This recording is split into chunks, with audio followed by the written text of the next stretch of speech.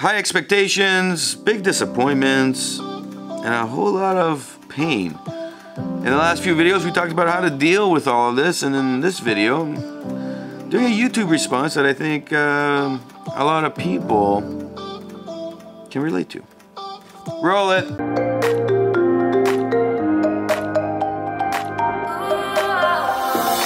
Welcome back to another video. My name is Nikos Rentas. This is mentorsapproach.com, where we strive to post a video each and every day that will help you and your mindset get moving in the right direction. So don't forget to subscribe. Jumping into the email. Hi Nikos, my husband has been the biggest disappointment of my life. He was an amazing man who turned out to be a liar and a cheater. That's disappointing. I keep thinking and hoping he will change. I know, stupid, right? It's been 7 years. I just don't have what it takes to divorce him. Every time I want to, there are too many negatives in the equation. Family is against it, and the business we have is the other. I listen to what you say, and I envy people who have what it takes to do something about their situation. Have you ever had someone in my situation?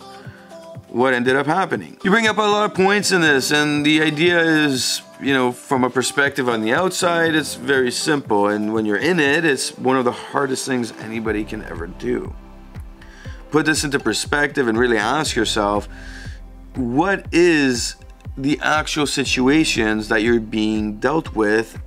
The smaller ones, not the big, you know, the big thing, but the smaller things. The first step I would say is write all of these down. Write every situation down. And ask yourself, are these logical situations or are these emotional? Can I solve it in a logical sense, or is it an emotional solution I need? When you talk about, you know, you've been with this person for 7 years and he's been cheating on you, it sounds like it's continual. You think he's gonna change, so clearly he's not changing. He keeps cheating on you, and every time I want to, there's negatives, and you bring up the family first and then you bring up the business. So you clearly start a business with him, or your family helped you start a business, and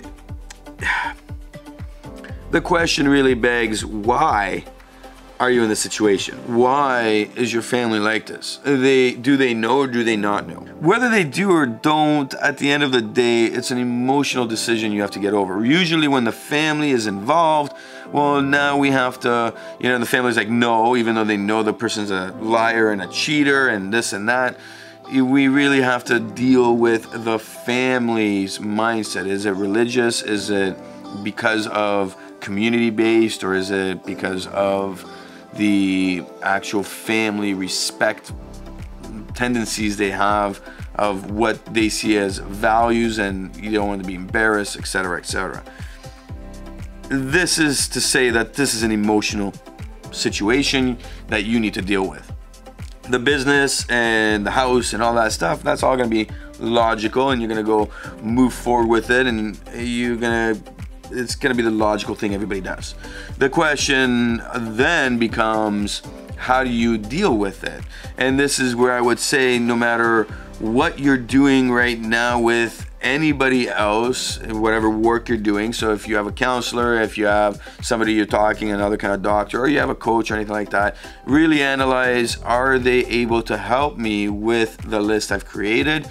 Are they able to help me with what's going on?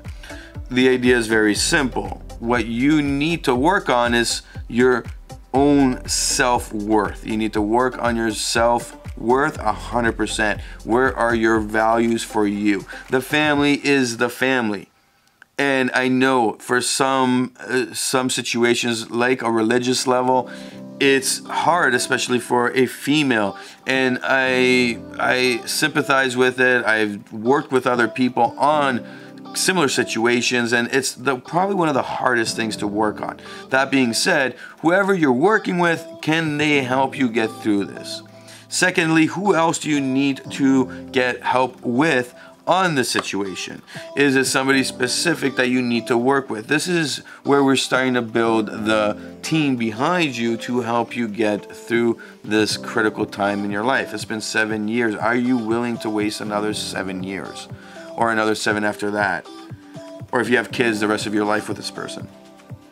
You didn't state if you had kids in here or not. And again, if you are in a situation and you do have kids, well, that's another emotional thing you have to deal with. Once you start working on these, the question is, what is the plan moving forward? Can these people support you on creating a plan that you have a reliable support system behind you to create a great plan that will help you get through this? The plan will be the sequence of events to work with all the emotional side and the logical side. As you create this plan, does this make sense? Is this healthy for you? Do you feel right about it? These are the decisions you need to be making, not anybody else. The people that are around you are just there to help you with what you're trying to do.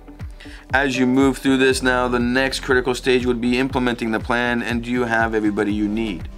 And this is both on the logical side, and this is on the relationship and the emotional decision making that you have with the family, with everything else. How are you going to deal with it? The question is, what lawyer are you going to bring in? What accountant on the logical side? How are you going to proceed with the divorce? And then what support system will be there to help you deal with the family side? Being able to know the options that exist, the repercussions of going with any one option and what's going to happen will help you make the right decisions in this. It's not easy, especially if it's coming from a religious thing, because the extreme of it would be they disown you and you're out, and what do you do then? How do you move forward? Because that's a big decision. And when you say I envy people who make these decisions, if for your case, say it was that the family was based on this religious side, and so it's really extreme on that end of what will happen, and you get disowned. It's not about, you know, you envy those people for what it's.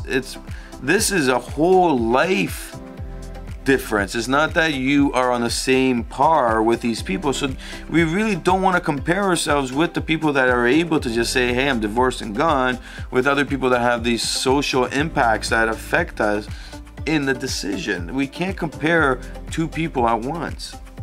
That being said, I believe that you know, in the situation you are in, you can make that change. If you approached me as a coach to help, I would be recommending these steps. I would not be recommending you stick to one person. I would be recommending building this team behind you that can help you get through this. There are specialists out there that deal with specifics on this, and that's where you would go to. Now, that being said, you know, a coach call with a coach that deals with similar situations, a coach that deals with this, they would put you into this kind of format if they're working towards helping you grow your self-worth and self-respect and really focusing on that integrity. I preach integrity because at the end of the day, it's what keeps us moving in the right direction in life and keeps us happy long term on the decisions we're making, whether they're decisions we want to make or we don't want to make.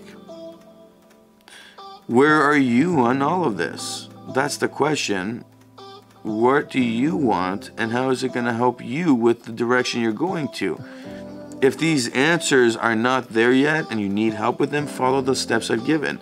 And getting people involved will help. Lastly, and it applies to you and everybody else, I always talk to people and they don't want to seek help. They don't want to see a counselor. They don't want to see a psychiatrist. They don't want to see any kind of, any kind of counseling in that manner on the medical side for our mental well-being. They wait until they hit rock bottom. So what will your rock bottom be? Do you really want to wait until you hit rock bottom? That's the question. And if you are waiting for that, then just wait it out. And that's it. You can't do anything about it. But the reality is that one day, rock bottom will come and you'll be in a more serious situation, trying to get out of whatever situation you're in. And what's that going to bring you? Just waste of time. Because eventually you'll need to do something about your situation.